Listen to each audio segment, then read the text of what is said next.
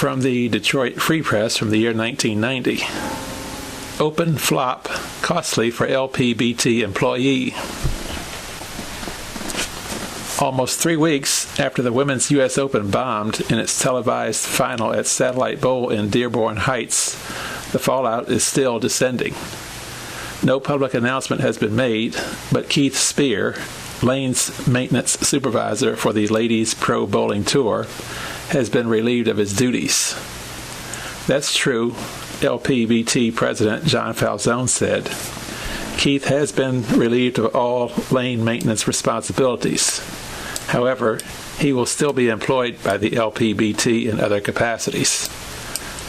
Spear had been under heavy criticism since the confusing lane conditions for the Open Final, May 31st, contributing to some of the worst bowling ever seen on a professional bowling show.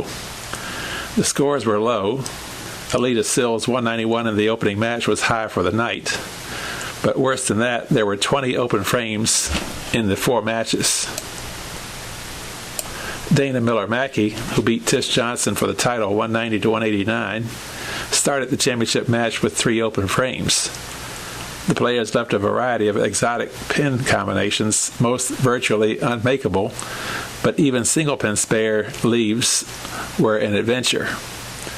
We're pros and we should be able to make adjustments, but there was just no way to read the lanes, said one pro who requested anonymity.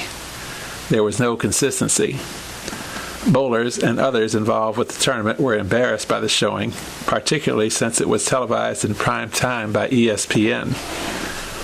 It certainly wasn't representative of the talent of the finalists, Satellite proprietor Mark Voigt said.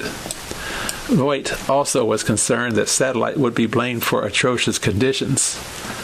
A lot of people think the house is responsible for the lanes, Voigt said.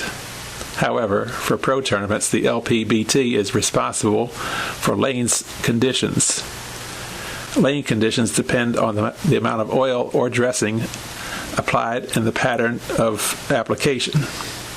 Conditions change from alley to alley because of inherent characteristics, but should be consistent.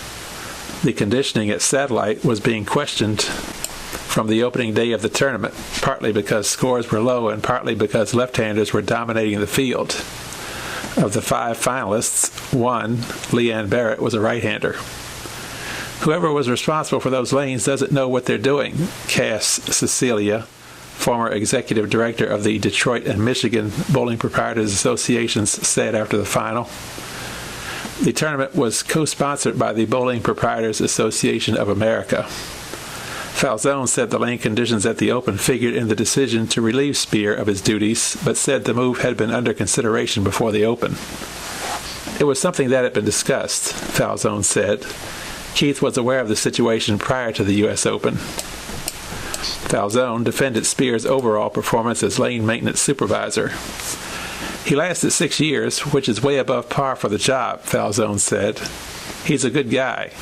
He took a lot of abuse from the pros and handled it well.